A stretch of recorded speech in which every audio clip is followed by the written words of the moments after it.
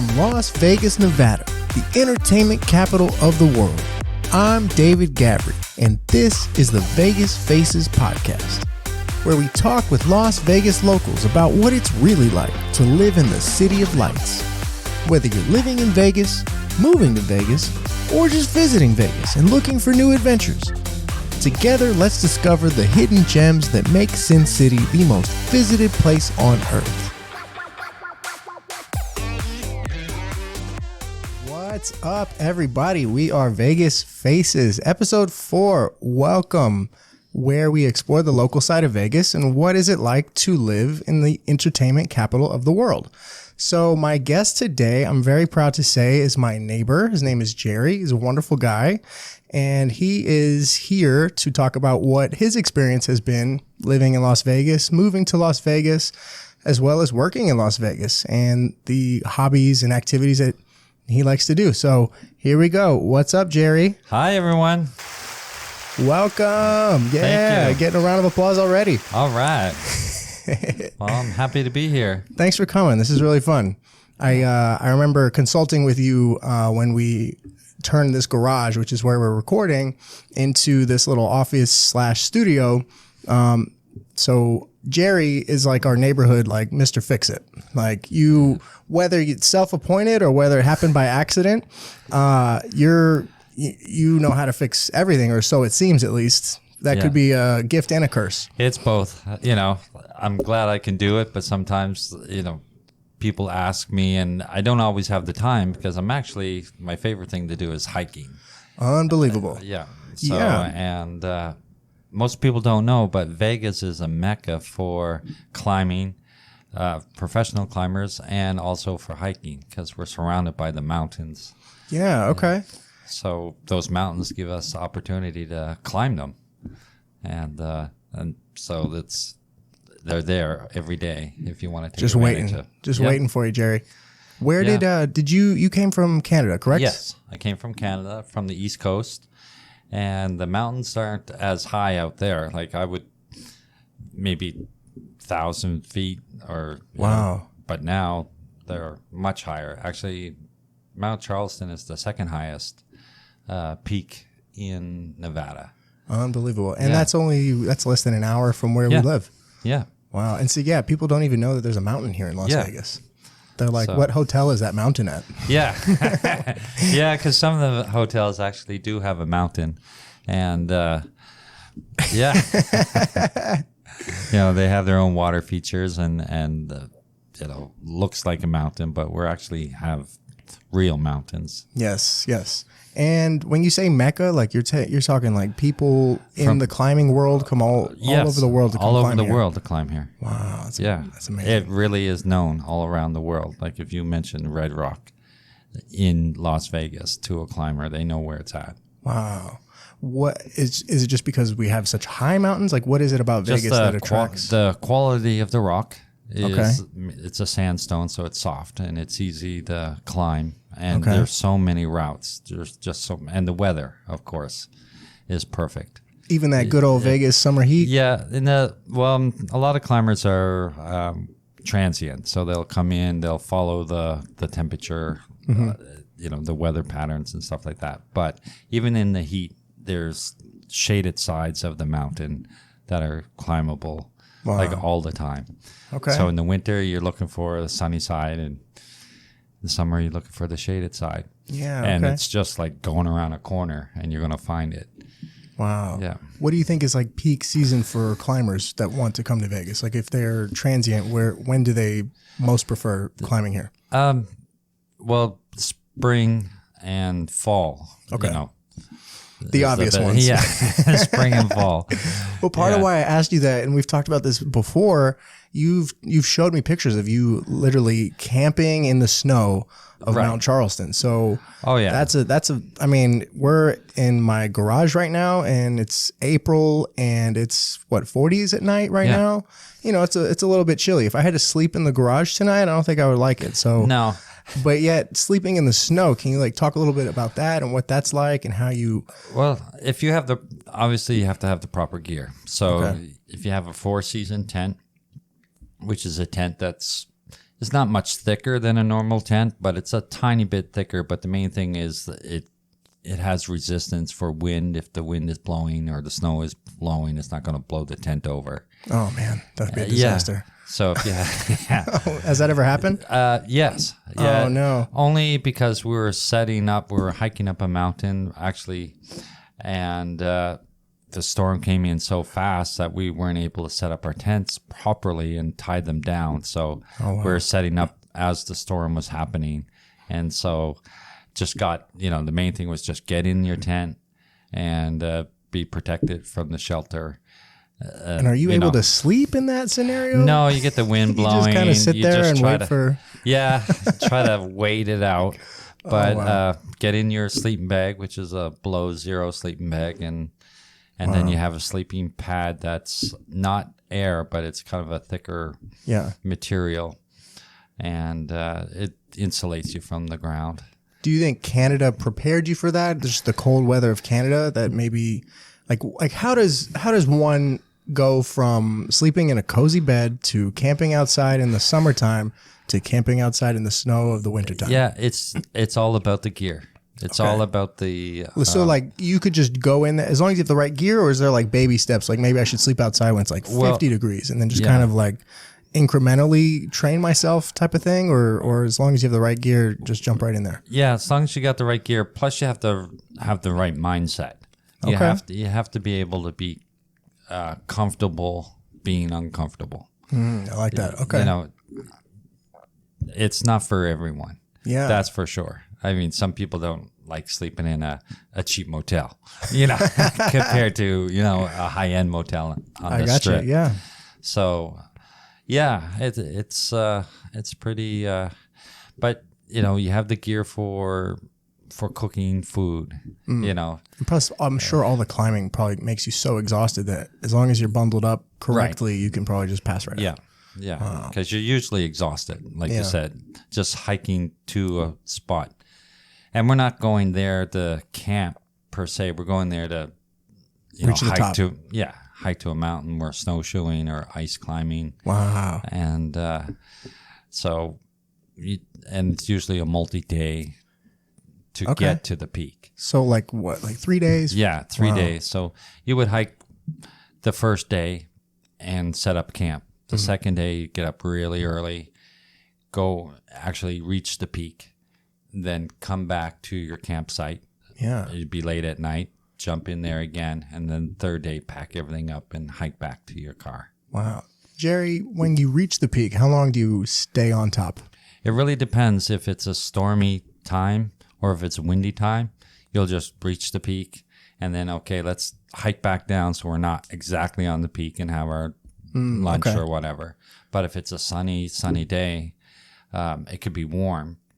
So climbers could maybe get overly excited and stay at the peak when it's perhaps dangerous and time to go back. But yet we did all this climbing to reach the peak. We want to celebrate, but yeah, it's fun. Yeah, so you always have headlamps and an extra headlamp, and you have to have GPS to know where you're going because it's winter. The days are shorter. So you're going to be starting in the dark and finishing in the dark. Wow. And for 4 hours in the dark, like 3 or 4 hours. Just with your headlamps and wow, that's amazing.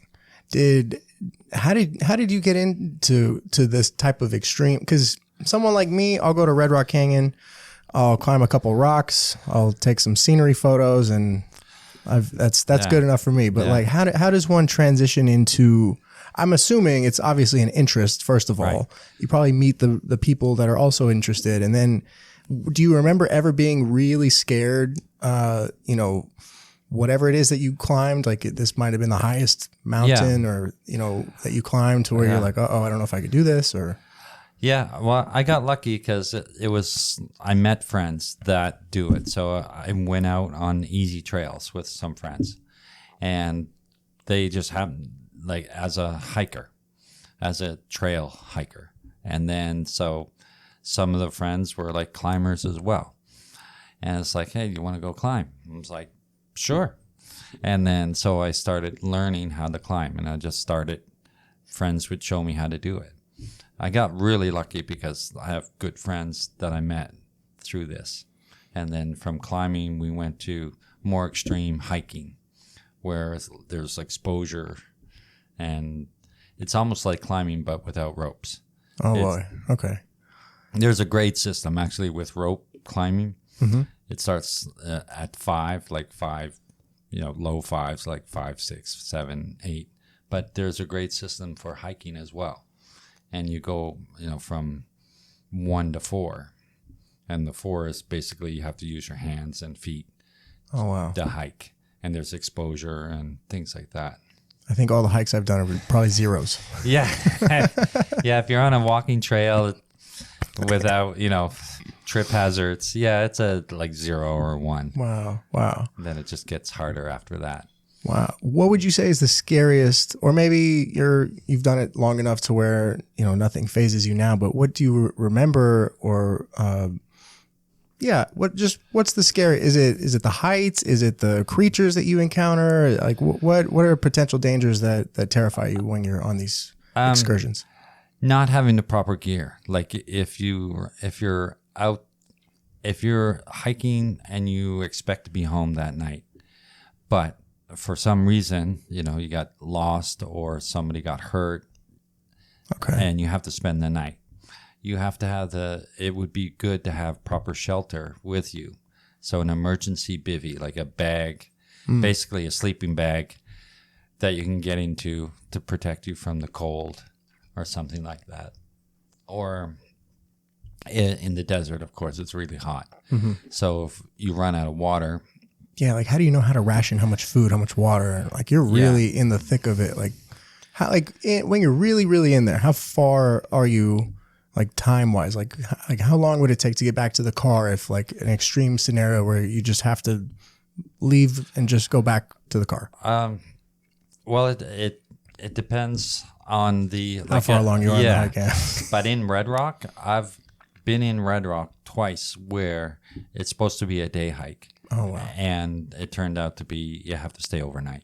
And that's just right here, Red Rock. Like you can get to any peak in Red Rock and back to your car within a day. Wow. Yeah. Have you ever experienced something to where we have to turn around, we ran out of this, or we don't have the right gear for that, and we've got to get back, but now we have a 2-day hike back to the car type of scenario? Sometimes in Red Rock, we would, in the wintertime, we would run into ice where you can't pass a certain point because you're on the edge of a cliff and you're walking and you don't prepare, like you're not bringing ice axes. You don't plan that there's going to be ice there. And then you get there and there's ice. Oh boy. And it's like, well, you can't walk on ice on the side of an edge of a mountain. Oh boy. Without being roped in. And even if you are, you're still not, it's just going to prevent you from falling. It's not going to help you get across this spot. So it's like, okay, you just stop and it's just not worth it. It's come back the next week when the ice is melted. Wow. So for people that just visit Vegas, or maybe people that just moved to Vegas, living in Vegas, have no idea about the mountains, what would you, as a tour guide, what would you recommend? Other than, obviously, I think Red Rock Canyon gets, a lot of playtime. I think people know Red Rock Canyon, but what are maybe some spots that true climbers really, know about, recommend for, beginner to intermediate hikers and climbers? Well, even Calico Basin is just right before Red Rock.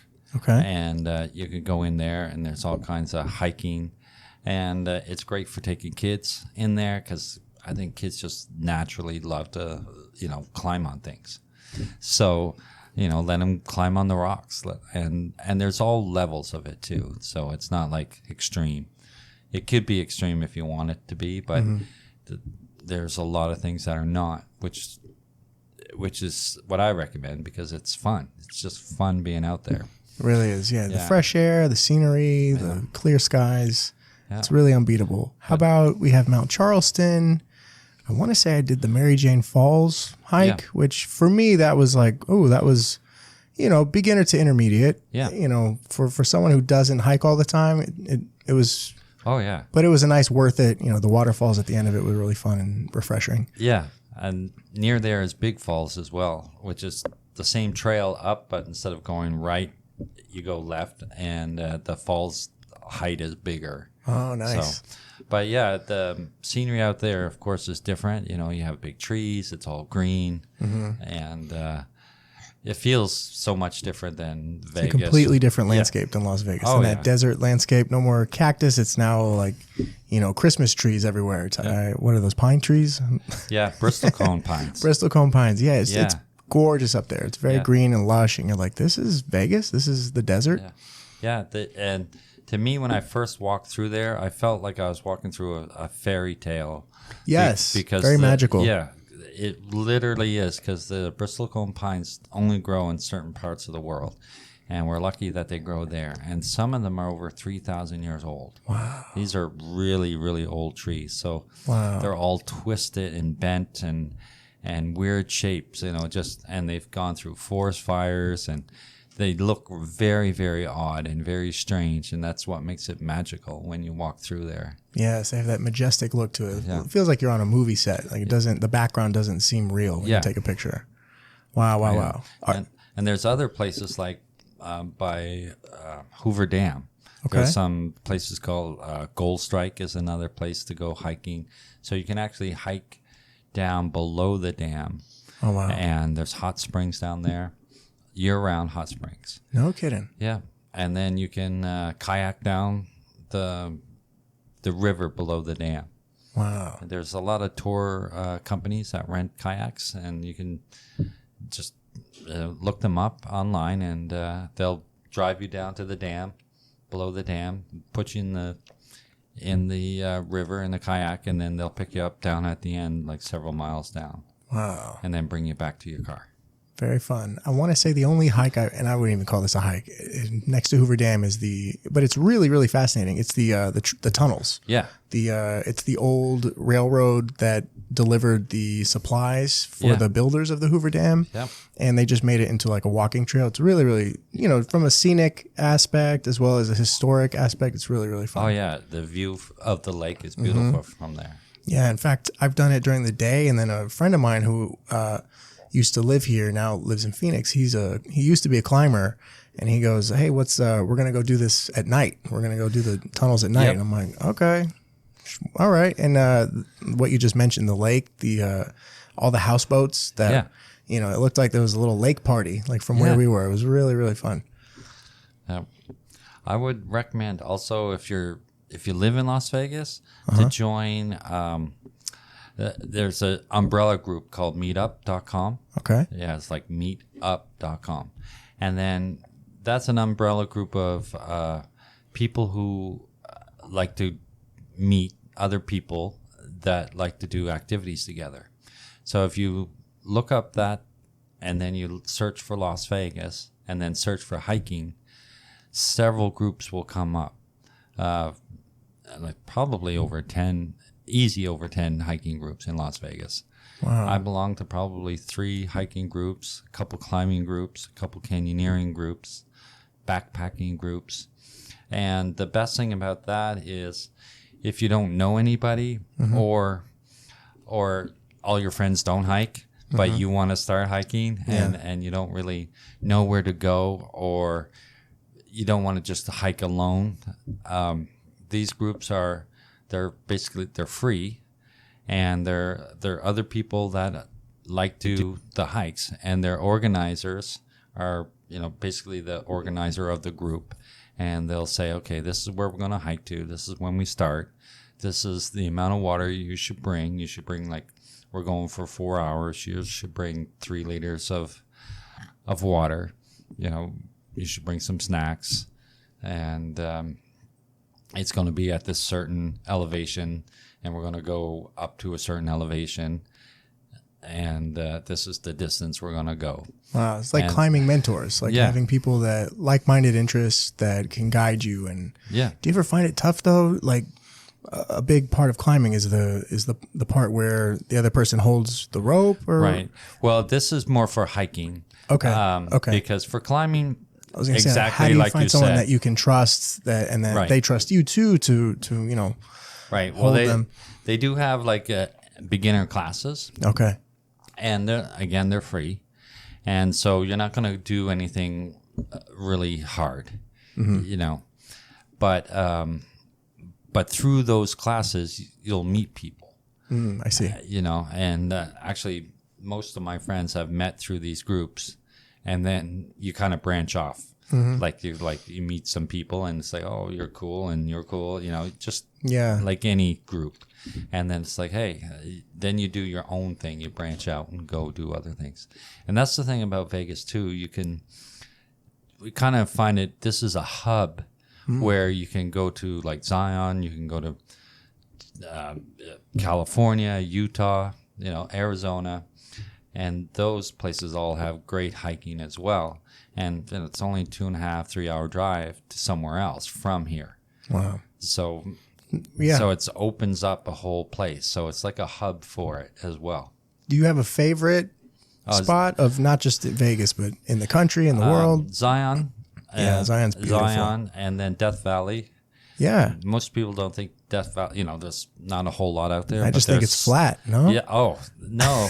Flat and hot, no? The highest elevation gain hikes Really? is in Death Valley. The highest elevation, but isn't Death Valley also the lowest? That's the thing. Wow. The lowest is like 240 or something. Wow. And then the highest peak is Telescope Peak. And that's over 11,000 something, 11,200. I'm not exactly the number. Wait, so you can hike from the bottom to the top. That's amazing. In a day. I've done it 3 times now. You can hike to the bottom to the top. How long does that take? How many days? 1 day. 1 day? Yeah. For 11,000 feet? Yes. Wow. Yeah. Yeah, 1 day. There's no elevators? No.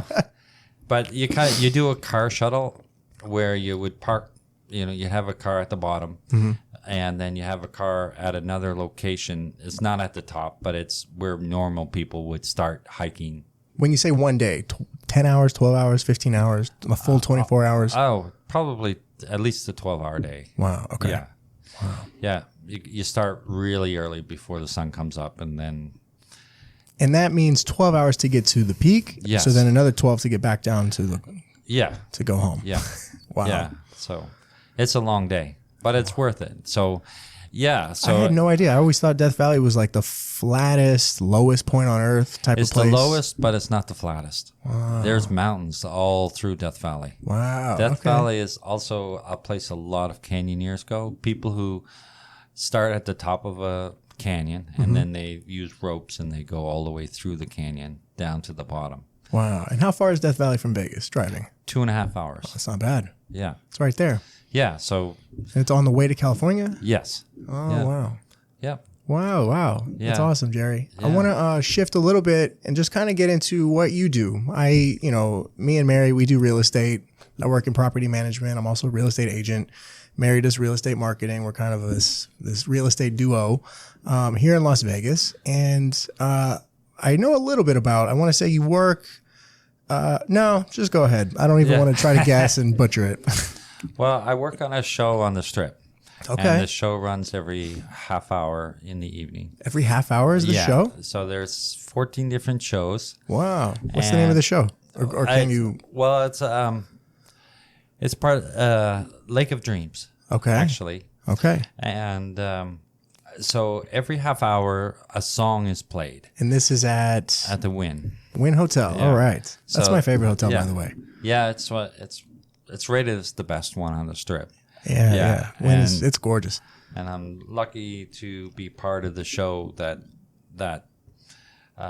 helps get that rating. That's amazing. Yeah. Are you talking about the show with the waterfall where you go to that? There's a cocktail bar. There's a couple of restaurants that have that view. Yes. Wow. So that's the show that I do maintenance on that show. That's amazing. So, and what is that like? It's pretty crazy because that's where you get your Mr. Fix It from. Yeah, because it's one-off props. Okay. And how it works, you have to know how to do things without manuals.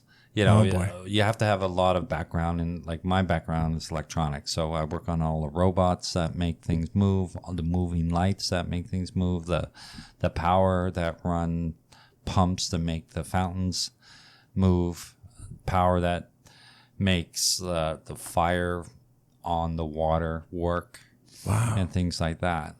And then you have to have accessibility to get to them. So there's over 4,000 lights underwater for one of the lakes. So you have to be a certified diver to go down there to work on these things. Do you do that? Yes. No kidding. Wow. So I'm a certified diver. So that's amazing. I have to dive to access what I have to work on. And then I'm also, I'm a mountaineer, obviously. So you do all up high mountains and down low deep sea diving too. Yeah. So that's amazing, Jerry. And I do it at work. I'm certified at work to have rope access. Do you like to scuba dive in your spare time as well? I don't do that much of it. I've done some like outside. Yeah. Down in Asia sometimes, and but mostly just at work. And tell me the name again of this, because I've always known it as just like the Wynn Waterfall. Like we've never even knew that they call it the Lake of Dreams. The Lake of Dreams, much better than what we call it. Yeah. Yeah. We're just like, hey, you want to go see that waterfall at the Wynn? It's really nice. You know, we can grab a drink or grab something to eat. Yeah. During COVID, before COVID happened, we already planned a big renovation, and then COVID hit, and but we still went ahead with the renovation of the show, and then we were the first new show on the Strip after COVID. Wow. Yeah. And this is, you said, every 30 minutes until like just 24/7? Or it's from when it runs in the evening when it gets dark until about 12:30 is about the last show. I see. So the daytime, it's just a waterfall, I believe. Right. Just a waterfall during the day. Wow. And 4,000 lights underneath the water. Underneath the water. Wow. But the mountain itself has probably more than that. That's unbelievable. And yeah. Wow. And how long have you been doing that? 11 years there. Amazing.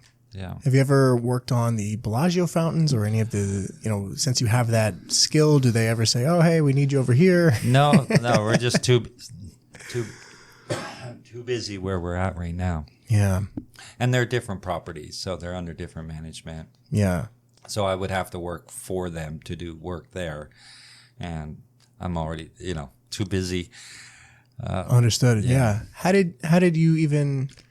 does one, I'm like trying to, with my little handyman experience, I have like zero handyman experience. I'm very good at delegating. Right. But I'm trying to think like, you must have had maybe like an electrician background or. I'm a journeyman electrician. I belong to the local 357 union.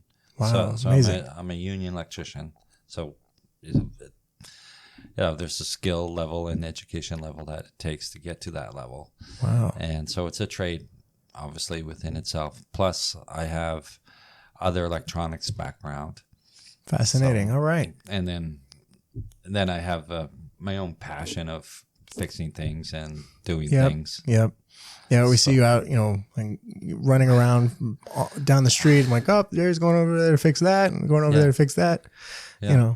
I mean, it's so funny because I feel like we take for granted a lot of the beauty that is on the Strip, such as the Bellagio water fountains or even the Wynn. Right. Like, I'm going to call it the Wynn Waterfall again, the Lake of Dreams. Not even knowing what goes into that. Like, it's fascinating that no, there are people that make that thing happen and make it look so smooth and running so smoothly and as if it's flawless. Yeah, and that's the whole goal is to make it look flawless, like make it look like it just works, like it's never under construction. Yeah. It's never broken down. Right, you never see us working on it. Yeah, how do you guys work on it? How do you in the shadows? How do you just exactly behind the scenes? Yeah, like but like while people are watching it, there's someone working on it. You just can't see them. Or? Well, we have a production team that puts the show on, and then we have a systems team like we are that work on basically make sure it runs right. Wow. Or if they have a problem in the evening, then we have to fix it the next day. Mm-hmm. So it's a mechanical moving. Are you constantly system. On call in case, like, if something happened right now? Would you have to go over there and? No, we have people like myself that work graveyard. Okay. So There's always someone. there's always somebody that will work on it, or at least get the props off stage, and then we can work on them the next day. Wow. And with 13, I believe, rotating shows, if one show is not working and we need to order a part or make a part, because we have machinists that I work with that literally make the parts. Wow. So if a part's broken, you can't just go to Home Depot. Yeah, these are big parts. Wow. And if we can order them, we will. But sometimes the order, lead time is not like the next day. We have to order it in from some other country or from somewhere else. Or if it's a part we can actually make in-house, we'll make it. So it's possible that a part is broken down, but yet the show is still running as if everything's okay. Right, because they're individual shows. So we can take one show out of rotation. Interesting. And unless that show is coming up next, it would be flawless. You wouldn't see that show is in rotation. It would simply slip as in long and as out some show is happening. Right. No one, now I'm going to go look. I'm going to be like, oh, that's show number 1, show number 2. Yeah. I want to see the show to the with naked the frog. eye. To someone like me, I'm like, oh, cool, I saw a frog at that one. Oh, Yeah. I wouldn't have known where's that. the frog today? Yeah. That's fascinating. Were you there to help start that show? Like, is that something that you found and you just fell into it? I actually, a friend of mine who's a hiker works there before I worked there, production. Wow. Running, so they would put the show on in the evening. They would load props. They would, do the sound, do things like that for the show. And he knew I'm an electrician, and they need people with the skills already that can rappel and do rope access. And so he said, yeah, a person left, and there's an opening there if you want to go to apply. And I've never worked for a casino before. And I said, well, sounds good. I'll go down and check it out. And they described what my job would be. And I'm literally the perfect fit for them, because I'm already, highly skilled on ropes, and have no fear of just, getting over the waterfall, because our waterfall, one of them is a projection screen. Mm-hmm. So the waterfall will stop, and the lasers will go onto the water behind the waterfall and project images and part of the show. So you have to rappel down. How high is that waterfall? 75 feet. Okay, so what, 7, 8 stories? Yeah. That's still a lot. I don't like being on the second floor balcony. Right. So you have to, rappel off the edge of it and work on it. And so it all goes back to climbing. Yeah. So it goes back to climbing. That's it's amazing. Like easy Wow. peasy. Yeah, you're like, oh yeah, this ain't no Death Valley. Yeah, it's nothing. So for me, because that's what I like to do for fun. That's really, really cool that you were able to find something that ties into your interests, your hobbies, what you like to do, as well as the profession. Yeah, because a lot of guys so don't like to do that. I mean, they're the guys that I'm with, they're trained. Mm-hmm. The company trains us, and you have to have your skills annually updated. Okay. For it. So it's not like you're just thrown out there. We're professionally trained. And but just because you're trained doesn't mean you want to do it all the time. And if you don't do it all the time, you're kind of like nervous, like you're kind of checking all your gear. Yeah. You're like out of shape, so to speak, like in that regard. It doesn't come to you automatic. You got to think about it. Wow. And now when you're rappelling, you must be rappelling on the opposite side, the side that nobody can see. No, well, we're rappelling on the side that you do see, but what time do you guys rappel? Because I want to be there to see this now. It's like 7 a.m. Wow. Most people are sleeping by then. Yeah, when they're not there to watch it. Yeah, or they're having breakfast, at one of the good restaurants or something. Wow. So they're not paying attention out there. Yeah. That's the one fascinating thing about not the one fascinating, but there is, let me rephrase. One thing I find fascinating about when it comes to construction on the Strip is that they do it in a way that, because I've seen it at Venetian where they put, some type of tarp, but the tarp is the same color as the hotel. Yeah. So to a quick glance, you think you're looking at the Venetian when really you're looking at like a plastic tarp that just was painted on and it looks like the Venetian. So it's fascinating to me how they do construction, for your show, Lake of Dreams, for these hotels, making it look like as if they just don't do it. It just appears and it's always perfect. Yeah. Yeah. And then if it's a big project, obviously they'll bring in outside contractors and just get it done. Like, everything's pre-planned and the materials are, in a storage facility so that they're easily brought to the site when they're needed at the time they're needed, things like that. So, some of these projects go up pretty fast. Fascinating. Yeah. Wow. Jerry, I think we've had a really amazing time. I'm really, really glad that we got to chit chat and talk. And Mary was really excited, like, oh yeah, Jerry's going to talk about the fountains and his climbing. Like, it's been really, really fun. So I hope you had a good time. I did. Yeah. Yeah. Was it weird talking into a mic, hearing your voice? No, this is my first time doing this at all, and it's been great. Jerry, but can't thank you enough. Like I said, I would highly recommend anybody to go to meetup.com and then type in their activity they like to do. And there's so many different ones. Like there's activities based on your age, like hiking 20-somethings, for an example.